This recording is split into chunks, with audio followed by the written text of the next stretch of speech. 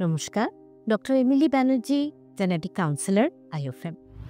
আজকে খুব দরকারি, প্রায় আমাদের প্রত্যেকের জন্য প্রেগন্যান্সিতে এমন একটা স্ক্রিনিং, ক্রোমোজোমাল অ্যানুপ্লয়েডি এসেছে কিনা, মানে বাচ্চার মধ্যে ক্রোমোজোমের নাম্বারের এদিক ওদিক। আপনারা ডাউন সিনড্রোমের কথা সবাই জানেন। 21 নম্বর ক্রোমোজোমটা 3টে কপি, 13 নম্বরটা 3টে কপি, 18 নম্বরটা 3টে কপি। এইগুলো খুব বেশি আসে বাচ্চার মধ্যে, এবং এগুলোর ক্ষেত্রে অনেকগুলোতে এরকমও হয় যে পুরো প্রেগন্যান্সিটা চলে গেল, মিসক্যারেজ হলো না, বাচ্চাগুলোর ডেভেলপমেন্ট হলো এবং জন্মের পরে আমরা জানতে পারলাম যে এইরকম ক্রোমোজোমাল অসুবিধা নিয়ে বাচ্চা এসেছে। তো আজকের যুগে কিন্তু এটা জানতে পারাটা ডিফিকাল্ট নয়।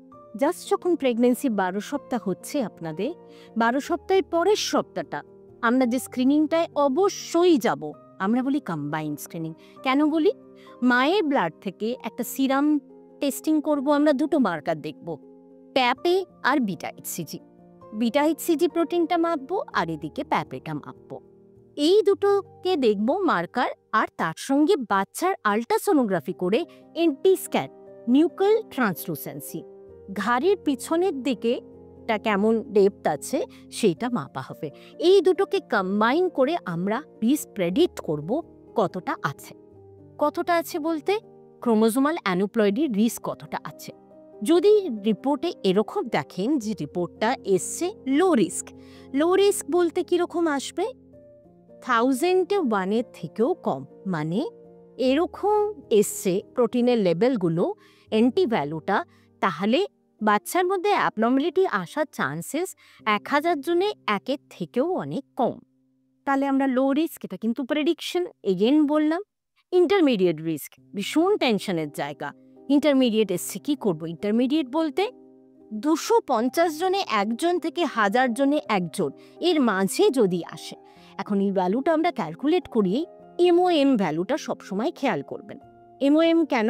তার কারণ হচ্ছে বিটা ইসিজি, প্যাপে লেভেল মায়ের সিরামের মধ্যে, তার সঙ্গে এনটি ভ্যালু, তার সঙ্গে জেস্টেশনাল এজ কত চলছে, মায়ের এথনিসিটি, মায়ের বডি ওয়েট, ডায়াবেটিস আছে কিনা, এই সমস্ত কিছুকে কনসিডার করে এমওএম ভ্যালুটা দেওয়া হয়।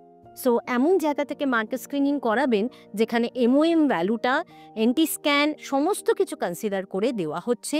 এবং always consider the final risk, biochemical risk, age risk, final risk. Final রিস্কের এমওএম ভ্যালুটা যদি লো আসে, তার মানে এই অ্যানুপ্লয়েডিগুলো হবার চান্সেস খুবই কম। আর ফার্দার প্রসিড করবো না আমরা মার্কার স্ক্রিনিংয়ে, আমরা অ্যানুপ্লয়েডি স্ক্যানে সোজাসুজি চলে যাব এবং রোজ স্ক্যানগুলোকে দিয়ে ফলো আপ করে বাচ্চা আসবে।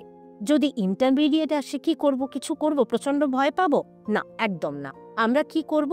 এনআইপিএস করাবো, নন ইনভ্যাসিভ যে টেস্টিংটা মায়ের ব্লাড থেকে নিয়ে all chromosome non invasive prenatal screening, সেটা আমরা করাবো। যদি সেখানে রিস্ক না আসে আপনারা এগোন, আমরা অ্যানুপ্লয়েডি স্ক্যানে চলে যাব, পরে অ্যানিম্যালি স্ক্যানে করব, আর কিছু করার নেই, অ্যানুপ্লয়েডি স্ক্রিনিংটা হয়ে গেল। এবার যদি হাই রিস্ক আসে, হাই রিস্ক মানে 250-কে 1 জনের থেকেও এরকম ভ্যালু এলে, সেই ভ্যালুটা যথেষ্ট পরিমাণে আমরা অ্যানুপ্লয়েডি পাই, এরকম যদি পাই, হাই রিস্ক ভ্যালু, ফাইনাল রিস্কটা দেখবেন, এমওএম ভ্যালু দেখবেন, তা যদি আমরা পাই তাহলে কিন্তু ইনভ্যাসিভ টেস্টিংয়ে যাব, মানে অ্যামনিওসেন্টেসিস করে আমরা কনফার্ম করব বাচ্চার মধ্যে ক্রোমোজোম নাম্বারগুলো ঠিক আছে কি নেই। সুতরাং রিপোর্ট ইন্টারপ্রিটেশনে যদি প্রবলেম হয়, আমাদের হেল্প নিন, জেনেটিক কাউন্সিলরদের, আইএফএমে আসুন, আমরা আপনাকে রিপোর্ট বুঝতে সাহায্য করব।